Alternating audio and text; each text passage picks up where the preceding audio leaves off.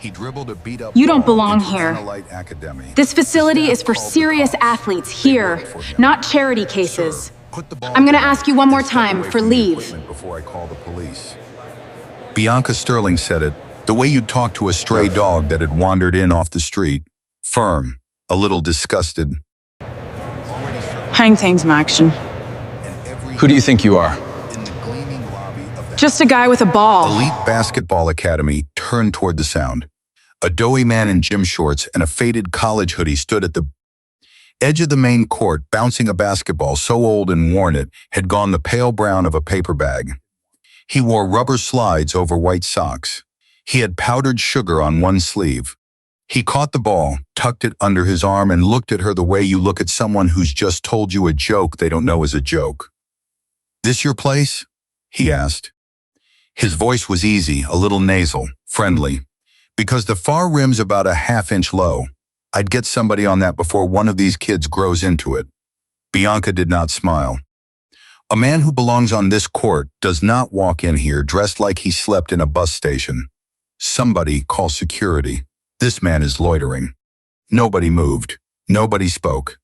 And the man with the ratty basketball, 59 years old, gave the ball one slow bounce on the polished blonde wood. Thock, caught it again and waited. Because he'd been in some version of this room his whole life, and he knew the next 20 minutes were going to cost somebody a great deal, and he was fairly sure it wasn't going to be the guy holding the ball. What Bianca Sterling did not know, what she could not have guessed from the slides and the socks and the sugar on his sleeve, was that she had just threatened to call the police on the man who signed off on her paycheck. His name was Adam Sandler. Now, there's a kind of certainty that doesn't need any evidence at all. It runs on something older than evidence.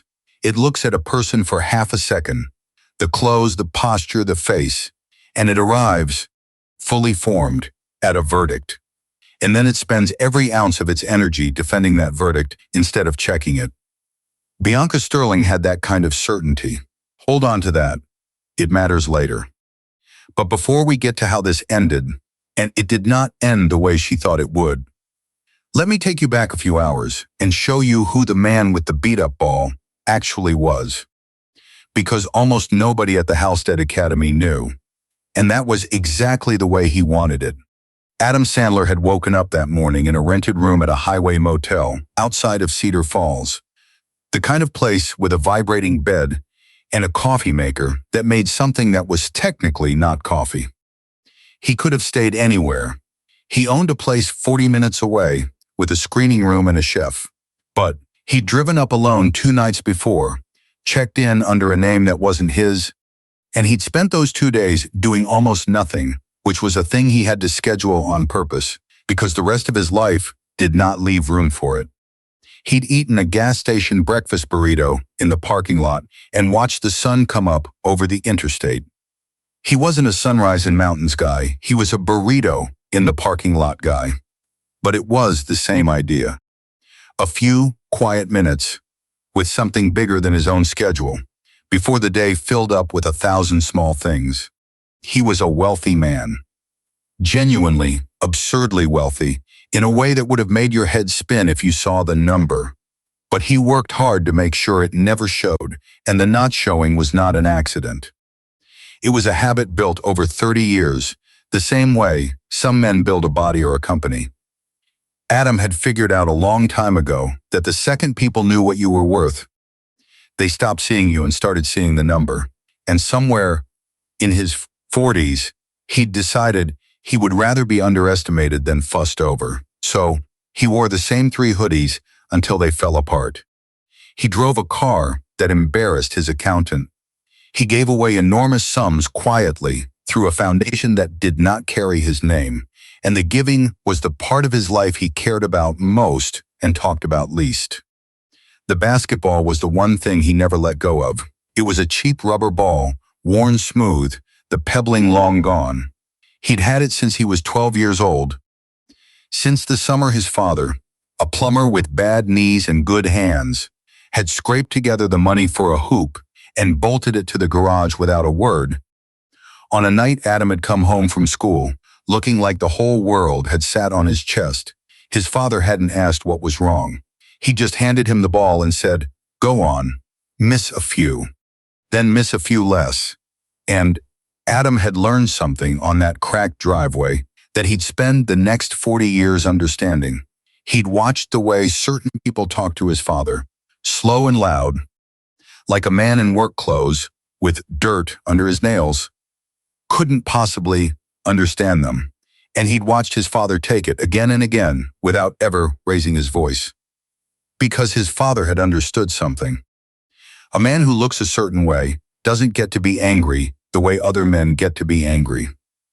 The same raised voice that reads as passion in one guy reads as a threat in another. His father knew the math of it in his bones, and he'd made a kind of quiet dignity out of refusing to give anyone the reaction they were fishing for. "Stay easy," his father used to say. Not because they earned your easy, because it's the one thing they can't use against you. Adam had carried that into rooms his father never lived to see. He'd made calm into a kind of armor, and eventually into a kind of power. He didn't get loud in meetings. He didn't get loud when a deal went sideways, or a director screamed on set, or somebody looked straight through him because he was dressed like a guy who did not matter. It had served him well. It was about to serve him again, in the lobby of a basketball academy, in front of 40 people and 2 police officers, though it would not feel like a gift while it was happening. It would feel like swallowing a rock. Now here's the part nobody at the Halstead Academy knew. 14 months before that afternoon, the academy had been 6 weeks from shutting its doors. It had overexpanded, the bank was circling, and the plan on the table was to cut every scholarship kid loose, the ones from the East Side, the ones whose families could never in 100 years afford the tuition, the ones the whole place had been founded to serve before it got fancy. And then, quietly, a foundation nobody had heard of had stepped in. It had paid off the debt, stabilized the books, and written one condition into the deal in permanent ink. Every scholarship seat stays. All of them. The families were told only that new backers had come in and their kids were safe. They were not told who. The foundation was called the Open Lane Fund. The man who started it, who sat on its board, who had personally insisted on that clause about the kids, did not put his name on buildings. His name was Adam Sandler.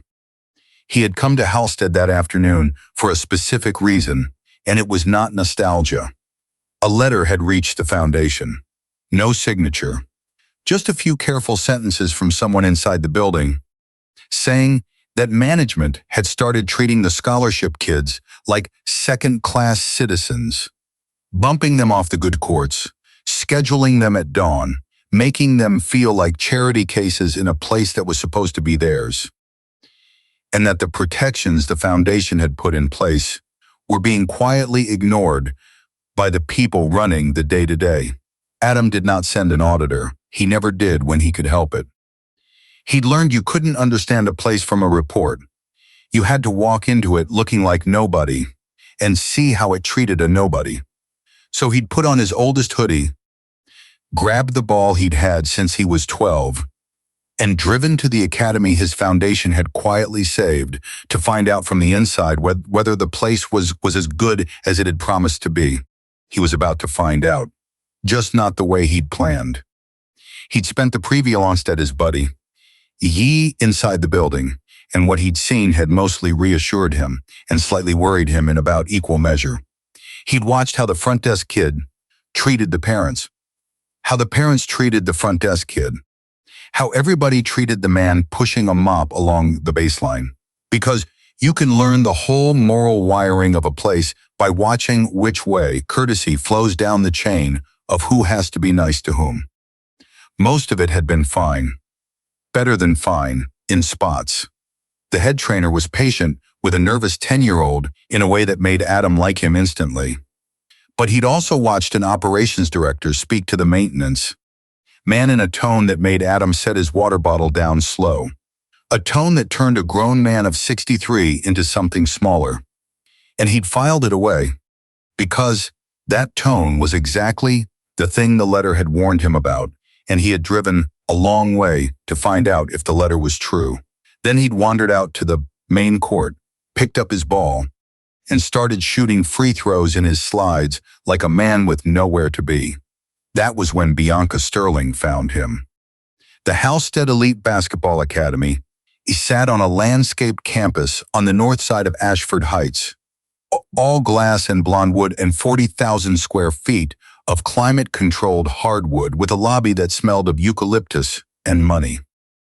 Membership cost more per year than most people in the next town, overmade in 3 months. The clientele was the particular kind of wealthy that has had money long enough to believe it says something true about them. And the man wiping down the folding chairs along the far wall when the guy in the slides walked in was named Otis Freeman. Otis Freeman was 63 years old, and he had a bad hip and good hands, and a grandson he was raising on his own, a sharp, mouthy 12-year-old named Theo, whose report card was taped inside Otis's locker. For 30 years before his knees gave out and the money ran thin, Otis had coached kids basketball at a rec center on the east side of the city, free program.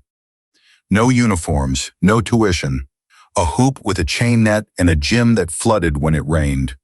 He had put more kids through that gym than he could count, and a handful of them had gone somewhere with it. And most of them hadn't, and he'd loved them, all the same. Now he ran a mop at a place where a single month cost what he used to run the whole summer league on. He'd not complain about it. It was a job, and jobs were not something a man his age turned his nose up at.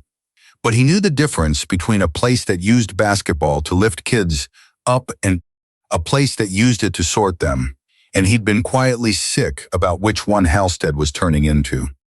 Here's the thing Otis knew that nobody else on the floor knew.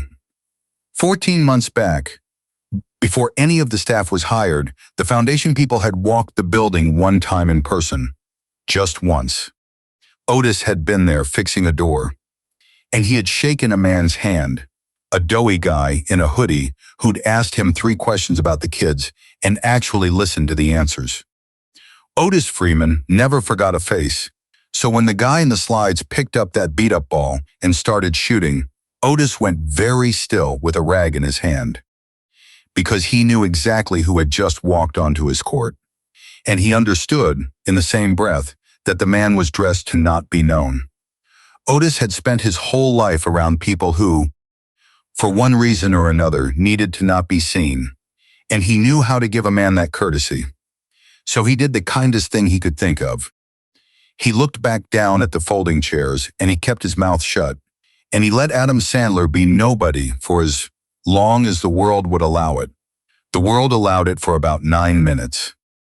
Bianca Sterling was 48, and she was the director of operations at the Halstead Elite Basketball Academy, which meant that she was, though she had no earthly idea of it, an employee of the management company that answered to the foundation, at the very end of a long chain she had never once bothered to trace.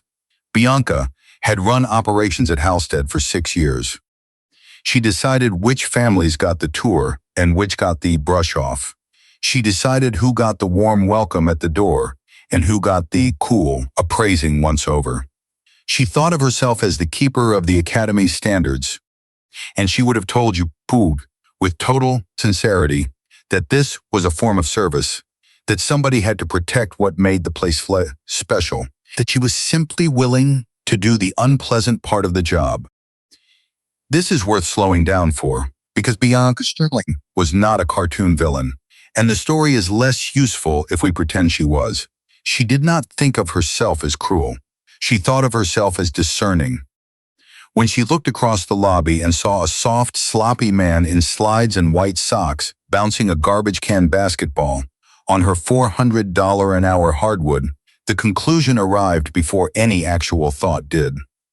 That man does not belong here. And everything she did next, she did in the honest belief that she was protecting her academy. That's the most dangerous kind of prejudice there is, not the kind that knows what it is.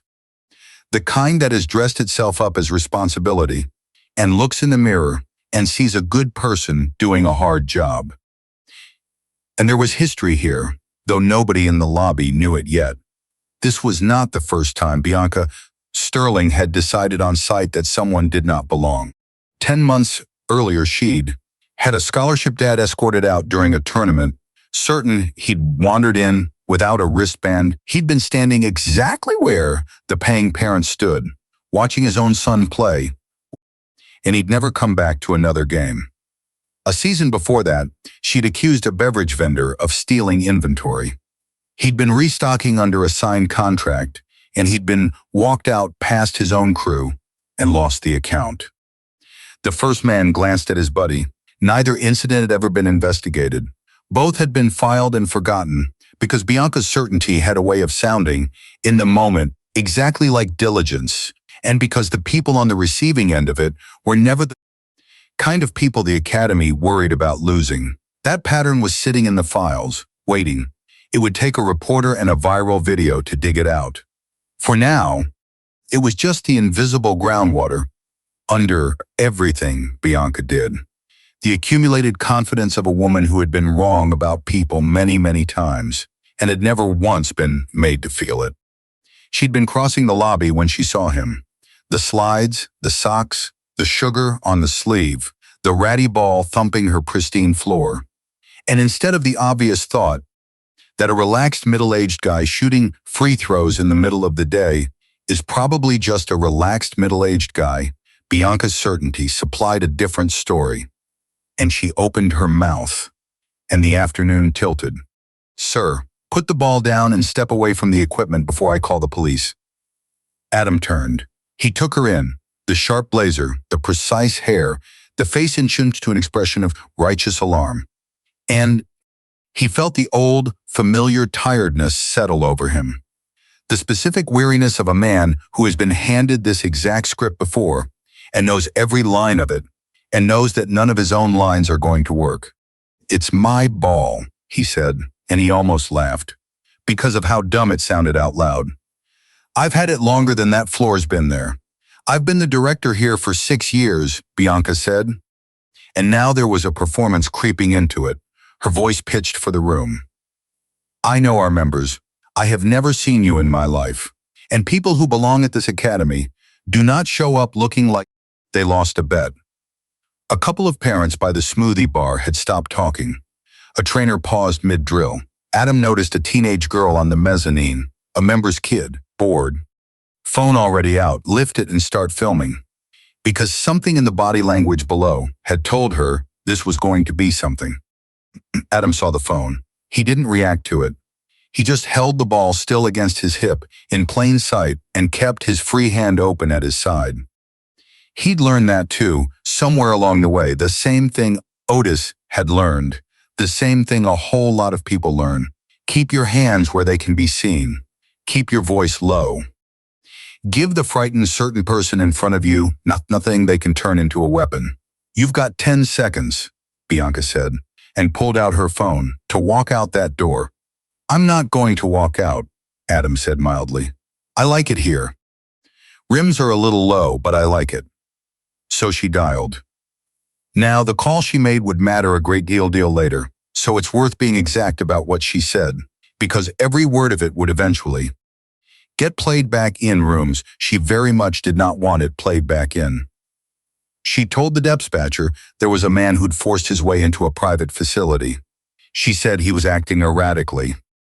She said he'd refused to leave and that she felt unsafe. Adam had not moved from the free throw line. He had said in total maybe 15 words, all of them quiet, half of them about the rims.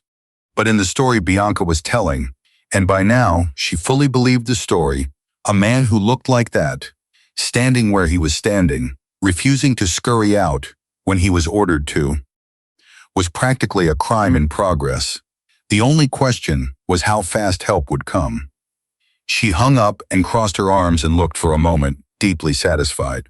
The look of a woman who believes she has just done her community a service. Down along the far wall, Otis Freeman set down his rag. His jaw had gone tight.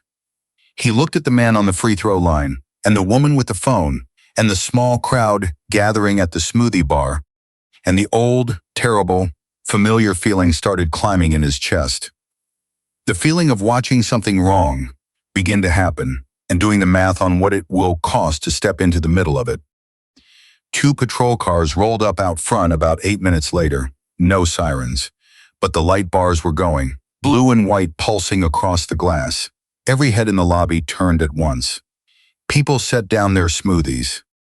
The afternoon had found its theater, and the guy in the slides was the show. The first officer through the door was a man named Dale Kroger. White, mid-40s, built thick through the shoulders, with the particular walk of a man who had already decided what was happening before he arrived. His hand rested near his belt, not on the weapon. Close enough to be a sentence without words. He walked straight past Bianca, straight to Adam, because, in the story Officer Kroger had also already assembled in his head, there was exactly one person in this building who needed walking toward. The second officer came in slower. Her name was Talia Brooks. She was younger and she was black. And she did the thing good officers do and bad ones never learn. She looked at the whole scene before she stepped into it.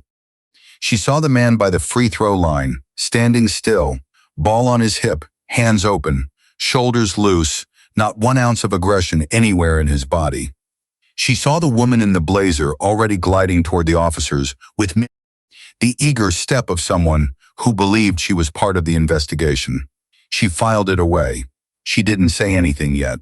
"Sir, set the ball down and step back," Kroger said. Adam crouched, set the ball on the floor gently, and stood back up, hands loose at his sides. "Can I ask what this is about?"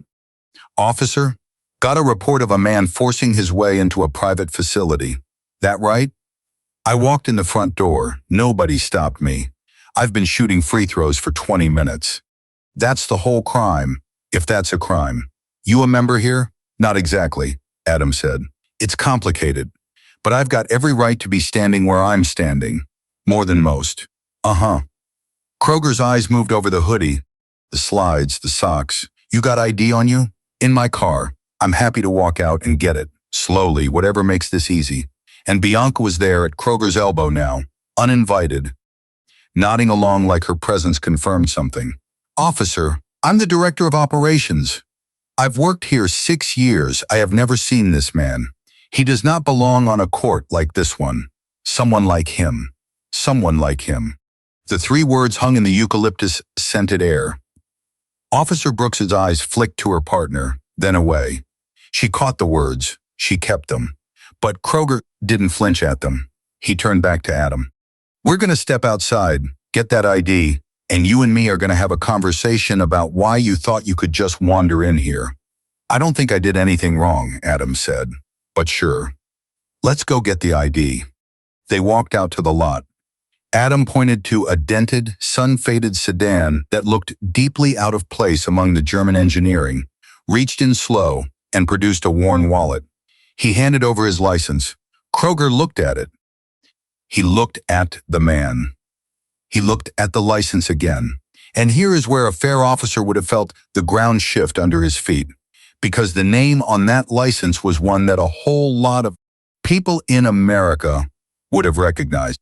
But Kroger had decided something in the first 3 seconds, the same thing Bianca had decided.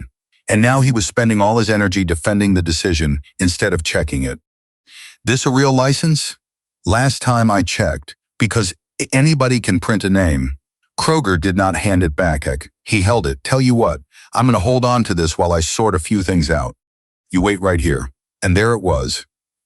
Adam was now, for all practical purposes, detained. No handcuffs, no charge, no crime. But a man can't leave a parking lot without his license, and Kroger knew it, and the knowing was the point. This is the quiet machinery worth naming, because it runs on procedure and looks, from the outside, almost reasonable. A man had walked into a building through an unlocked front door and shown a valid ID. That is, in the plain meaning of the words, the end of the matter. There was nothing left to investigate. But Officer Kroger had a story he'd already decided to believe. And he had at his disposal something Bianca did not, the lawful-looking power to make a man stand in a parking lot against his will. A manager named Brad Coleman came hustling out the front doors by now, drawn by the lights, and he confirmed it straight out. "Officer, hang on. I've seen this guy's face. I don't know from where, but I know this face. I don't think you want to be doing this." Kroger barely glanced at him. "Lady filed a report. I follow it through." Brad opened his mouth, closed it. Shot Adam a look caught somewhere between apology and self-preservation and went back inside. Another person who'd seen the whole thing and chosen the comfort of the building over the discomfort of the parking lot. Back inside the glass, the crowd had thickened. More phones were out now, held up, angled at the man by the beat-up sedan. Not one of them was pointed at Bianca. An older man in a quarter zip shook his head slowly, though whether at Bianca or at Adam or at the whole tedious scene, you couldn't have said. He didn't speak. After a moment, he turned back to his smoothie. The only person who looked like he might actually move was standing just inside the doors, gripping the handle of a mop bucket until his knuckles paled. Otis Freeman knew the truth of this. Not a guess, not a feeling. He knew, the way you know your own name, that the man standing in that lot had put up the money that kept every scholarship kid in that building. And he knew something else too. Something the parents at the smoothie bar would never in their lives have to know. He knew exactly what it would cost a 63-year-old maintenance man with a bad hip and a grandson to walk out there and contradict a police officer and the director of operations in front of 40 members. He'd been written up 6 weeks ago. His supervisor had called it attitude, after Otis had carefully told a member's kid to stop hanging on the rim before he tore it out of the wall. 30 years of coaching, of yes sir and right away, and careful courtesy, and one moment of being right had gone into his file. He knew what speaking up could cost: the job, the health insurance, Theo's braces, the ones the orthodontist had just fitted last month. All of it gone if the wrong person to decide Otis Freeman had been difficult. He also knew what staying quiet would cost. It was a smaller bill, and a heavier one. The kind that doesn't show up on any statement but sits in a man's chest for years. Otis wiped his hands on his pants, slow, and he pushed open the door and started across the lot. He did the arithmetic as he walked, because he was a careful man, and he'd always done the arithmetic. And he'd been alive long enough, and black long enough, and broke long enough to know which way that particular bet usually landed. But Otis knew the other side of the ledger, too, the side that doesn't show up in any accounting. He knew what it would feel like for the rest of his life to have stood at the edge of that lot with the truth in his hand and his mouth shut. He'd done that before, more times than he wanted to count, in 30 years of being the only one of him in the room. Each time it had cost him something he couldn't name and couldn't get back. He was 63. He did not have an unlimited number of these moments left, and he'd decided somewhere around the 5th step that he was not going to spend one of the last ones being careful. While Otis crossed the lot, Kroger came back from his cruiser with Adam's license still in his hand. Undelivered. He stopped a foot too close. "Gonna need you to open up the car." "Let me take a look inside." "No," Adam said. The word landed flat and quiet in the space between them. Kroger's jaw moved. He was not a man who heard that word often, and never from somebody in the position he'd decided Adam was in. "You got nothing to hide. Why not just open it up?" "Because you don't have a warrant," Adam said, "and you don't have a reason. I showed you a license. It's real. I'm not letting you search my car. That's my right, and I'm going to use it. Nothing personal." He said it without heat, without a challenge in it. Just a plain statement of the law, by a man who'd sat in enough rooms with enough lawyers to know it cold. And that, more than anything, seemed to bother Kroger, who was used to the law being a thing he handed out, not a thing that got quoted back at him by a guy in rubber slides. "I'm trying to help you here." "No, officer. You're trying to search my car without a reason, and I'm telling you, real politely, no." Kroger stared at him a long 5 seconds. Then he turned, keyed his shoulder radio, and Adam heard the words go out over the static, calm and devastating.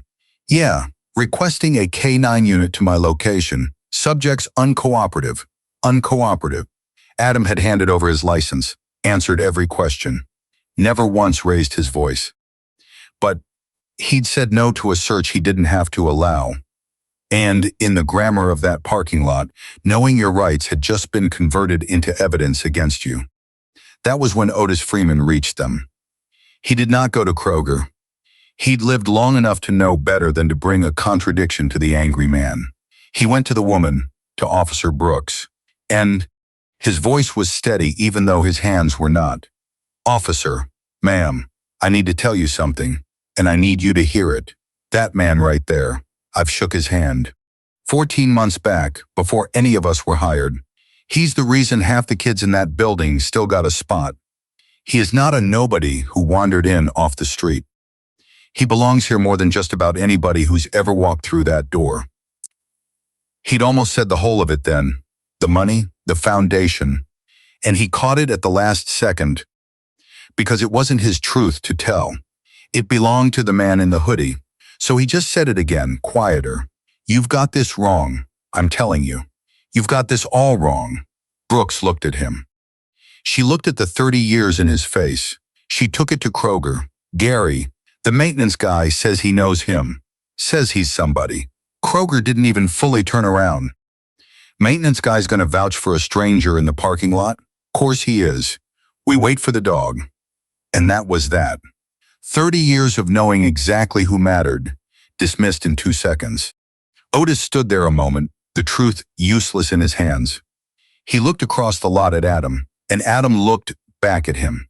And Adam did a small thing then. A thing that cost nothing and meant everything. He gave Otis Freeman one slow nod.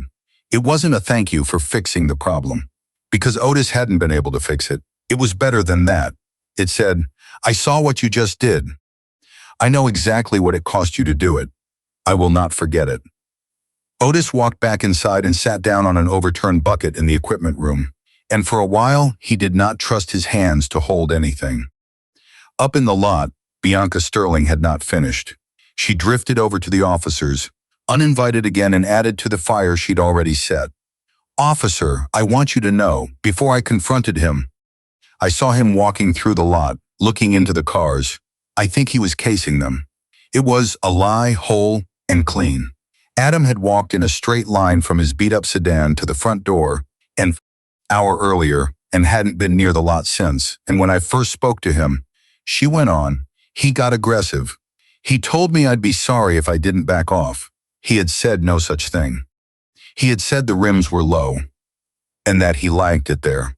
But Bianca said it with the unshakable confidence of a woman who had never once in her life been seriously doubted, and Kroger wrote it down. He did not ask for a witness. He did not check the security cameras mounted on the light poles, their lenses pointed straight down at the row where Adam's car sat. Adam watched him write it down. His pulse climbed, not from fear, but from the slow burn of watching the system do precisely what it was built to do. Watching a lie become a line in a report because the person telling it looked the part and the person it was told about did not. His free hand closed once, briefly, and then opened. He breathed. 4 counts in, 4 counts out. He kept his hands visible, and he did not raise his voice. Because he understood the way Otis understood, the way everyone who has ever stood in a version of that parking lot understands that his anger, however earned, would be the very first thing they entered into evidence. So he stood still, and he took out his phone, and he made one call. It rang twice. Warren, it's me. Adam's voice was low, almost a murmur, the kind of voice you use when you don't want the people around you to hear, but you need every word to land. I'm at the Halstead Academy, the one the fund saved last year. I need you to come down here, and I need you to bring the whole file. The acquisition papers, the org chart, all of it. A pause, then the voice of Warren Ellison, who had been Adam's lawyer and friend for 25 years, who could read the temperature of his friend's voice in a single sentence. How bad? Bad enough. There's a unit here. They've got my license, and they called for a dog. I'm 35 minutes out. Make it less. Adam put the phone away. Across the lot, Bianca leaned against the valet stand with two of her staff, relaxed now, even laughing a little. The posture of a woman who believes the hard part is over, and it went her way. Adam watched her for a moment, and what was in his face was not anger, and not even satisfaction. It was closer to sorrow, the particular sorrow of a man who can already see exactly how much the next hour is going to cost a person who still thinks she's winning. Warren Ellison made it in 26 minutes. Those 26 minutes were their own small eternity. The K9 unit was stuck behind a fender bender on the highway down the hill, and so the parking lot just held. 40 people at the glass, 2 officers, 1 woman, 1 man with a beat-up basketball he'd had to leave on the hardwood. Adam stood by his car the whole time, hands visible, and he did not pace, and he did not check his watch, and he did not speak. Bianca's certainty had begun, somewhere in those minutes, to develop hairline cracks. She had expected the man to be gone by now, hauled off, the disruption resolved, the academy restored to its proper order. Instead, he just stood there, calm, unbothered, with the patience of a man who knew something the rest of them did not, and his calm was starting to frighten her in a way she couldn't have explained. Guilty men did not wait like that. Guilty men got loud, or got scared, or ran. This man waited like someone who had already seen the end of the afternoon, and was just being polite enough to let everybody else catch up. A black SUV rolled through the campus gates unhurried, and a man got out who did not match the afternoon at all. Charcoal suit, perfectly cut, a leather portfolio under one arm. He buttoned his jacket, he adjusted one cuff. And then he walked across the lot toward the cruisers at a pace that suggested he had never once in his life arrived anywhere, late or flustered. Because he hadn't. Warren Ellison had known Adam for 25 years, since the two of them were young and broke, and certain the world owed them nothing. Which turned out to be both true and the single most useful thing either of them ever learned. He built a career walking into rooms exactly like this one and rearranging them quietly, with paper. He did not believe in shouting. He believed in facts laid flat on a table where everyone could see them.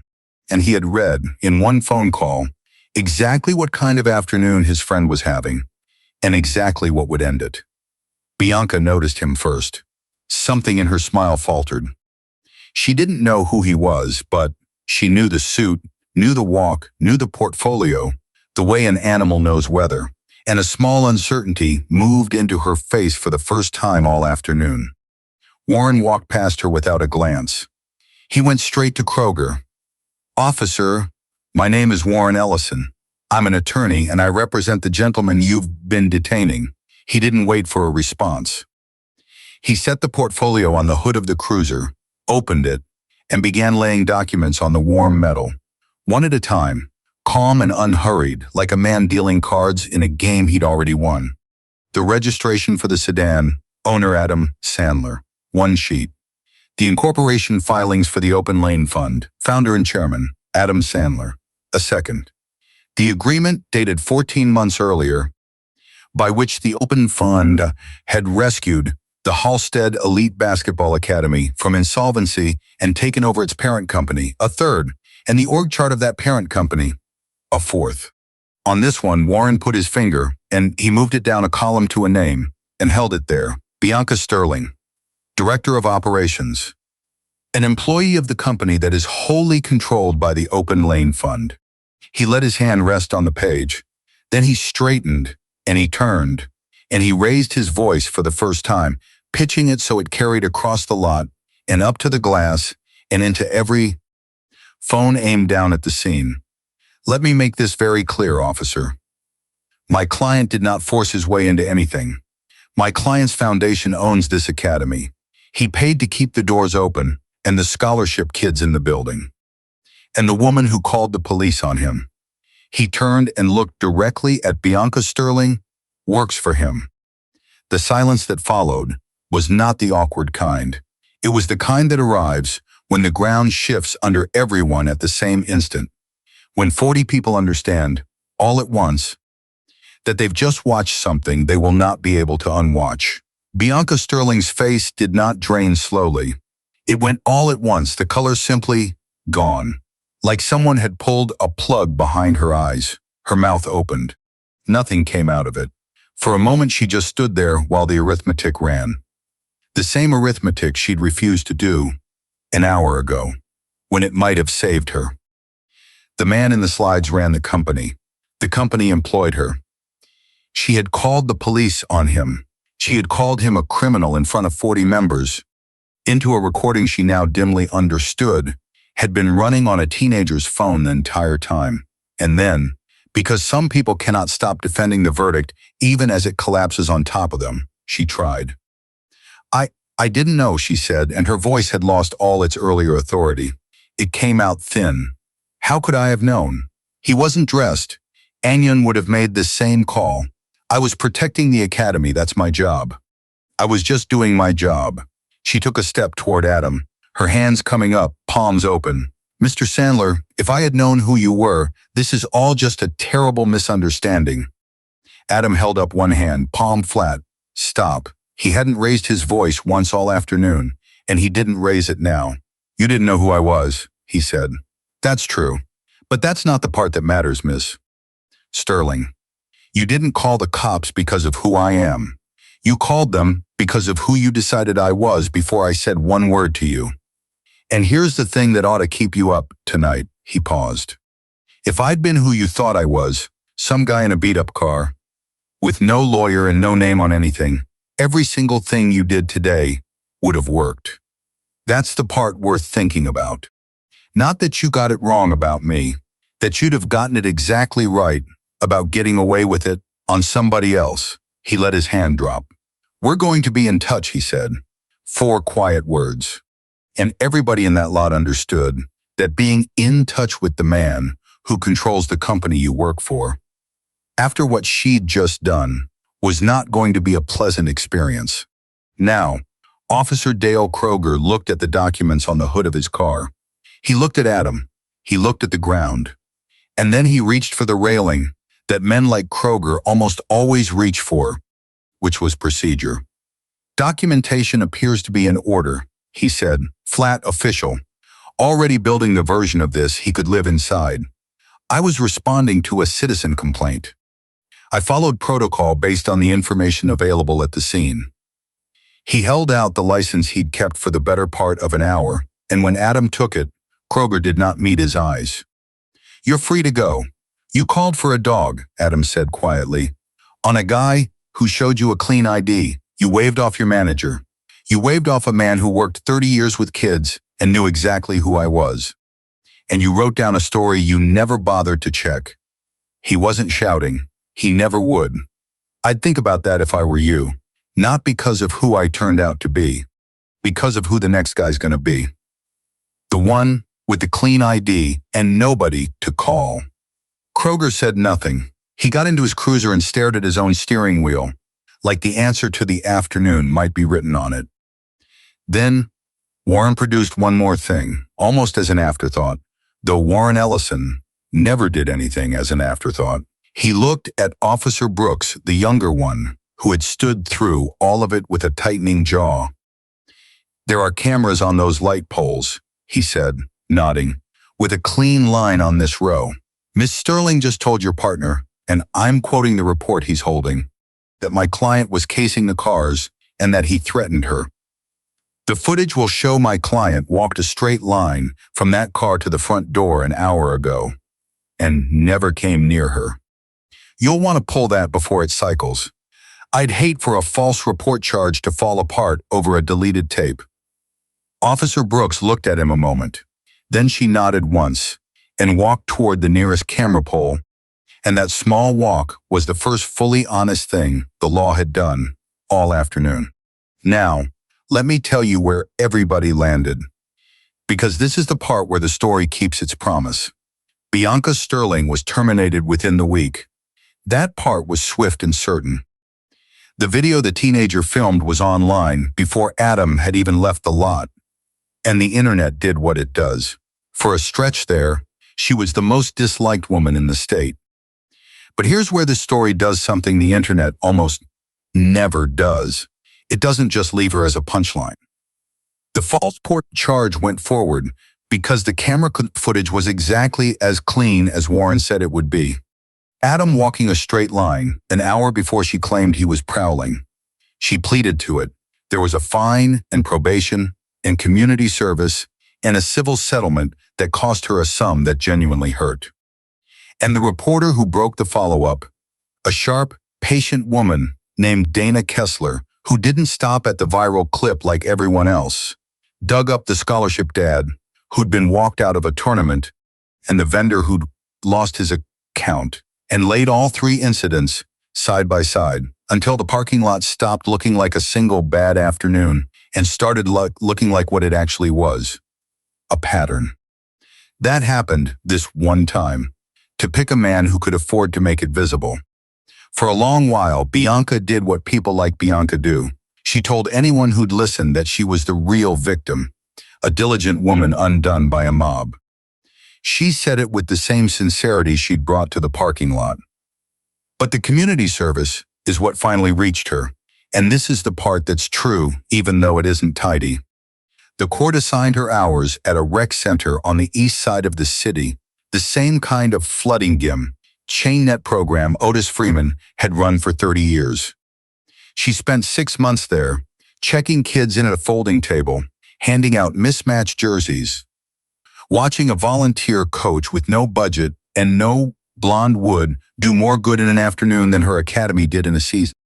And she watched those kids' parents, tired, decent, dressed like people who worked for a living, get treated at that gym like they mattered, like they belonged, which was the one thing she had never once given the people she'd decided didn't.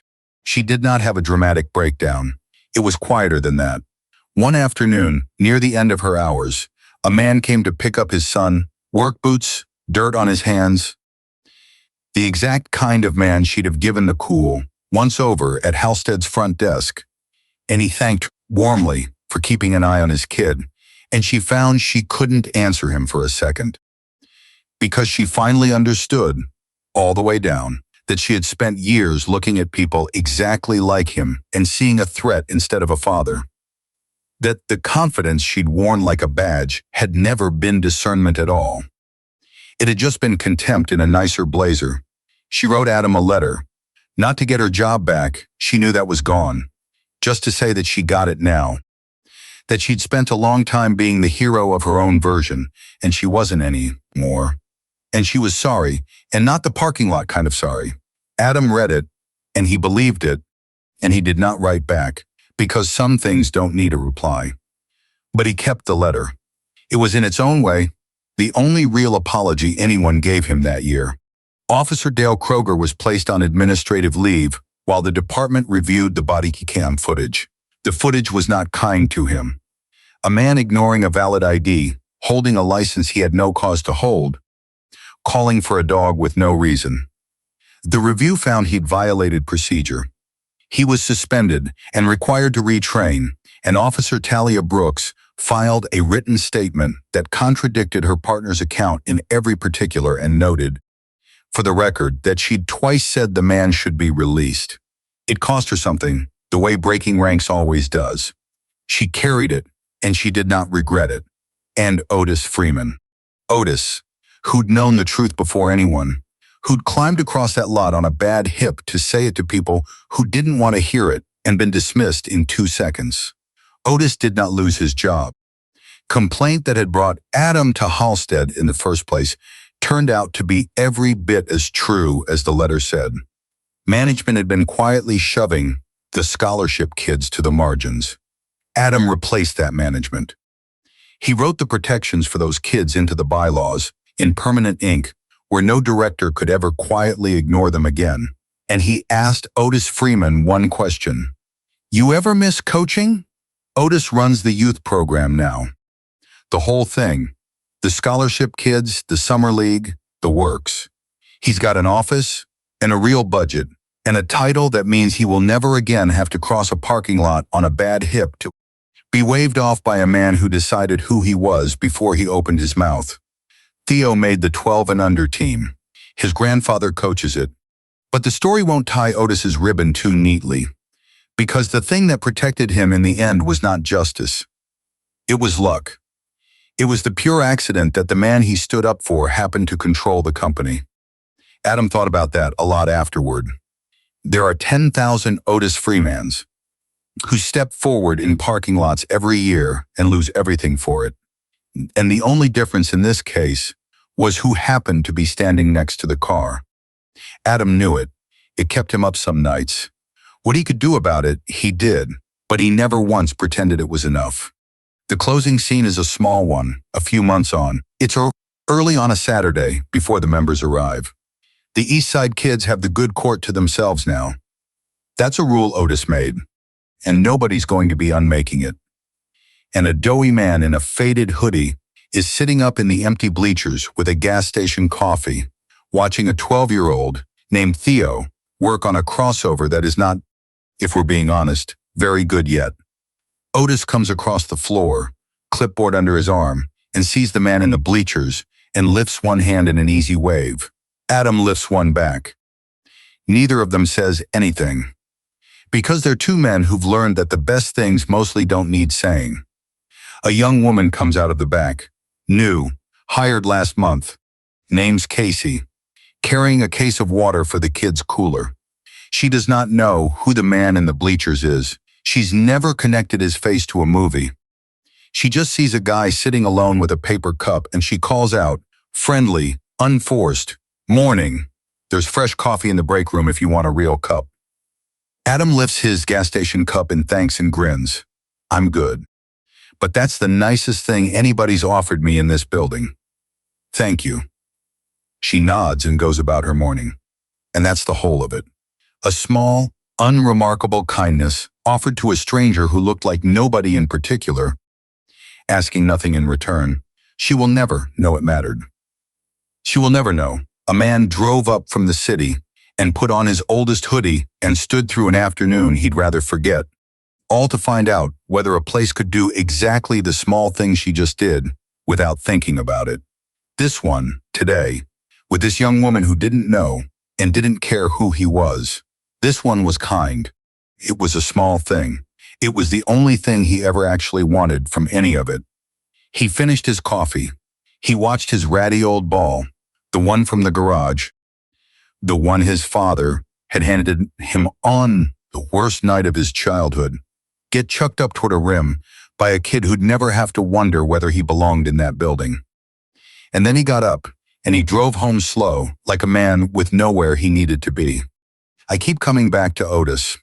Not the lawyer, not the papers on the hood of the cruiser, not the look on Bianca Sterling's face when the ground gave way beneath her. Otis, who knew the truth before anyone, who had no documents and no lawyer and no name on anything, who had only 30 years and an open face and the willingness to cross a parking lot on a bad hip and be dismissed in 2 seconds. Adam had a way to prove he was telling the truth. Otis only had the truth, and the distance between those two things, between having the truth and being able to prove it, is the whole distance this story is actually about. Most people live on the Otis side of that gap their entire lives. That's the part that stays with me. This story is fictional, but the question underneath it, who gets believed and who has to prove it, is very real. If this story moved you, let me know in the comments who you'd have been in that parking lot. The one filming from the railing? The one who looked away? Or the one who crossed the lot? And if you want more stories about the quiet people who crossed the lot, subscribe and stay with us.